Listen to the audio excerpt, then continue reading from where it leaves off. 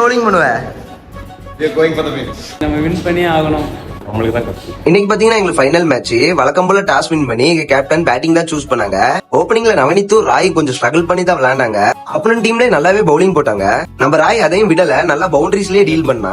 Power பிளேல 3 over நல்லா தான் பேட்டிங் ஆடிட்டு இருந்தாங்க. அதுக்கப்புறம் எங்க டீமுக்கு என்னாச்சுன்னு தெரியல, டக்கு விக்கெட்டும் கொடுக்க ஆரம்பிச்சிட்டாங்க. அதுக்கப்புறம் 1 டவுன் வந்து சுபின் தான் போனா. அவன் நல்ல பொறுமையா காமா விளையாண்டுட்டு இருந்தாங்க. ஒரு சைடுல ரன்னும் அவனால வந்துகிட்டே இருந்துச்சு. அப்புறம் நம்ம பபுலும் நல்லா இன்டென்டோடி பிளே பண்ணிட்டு இருந்தா, அவனும் அவுட் ஆயிட்டான். அதுக்கப்புறம் கேப்டனும் போயிட்டு நல்லா தான் விளையாண்டு கொடுத்தாங்க. அப்புறம் அவரும் அவுட் ஆக வழக்கம் போல விஷால் அவனோட கேம் நல்லாவே விளையாண்டு கொடுத்தான். டோட்டலா எங்க டீம் ஸ்கோர் வந்து 115 தான் அடிச்சிருந்தோம் 20 ஓவர்ஸ்க்கு.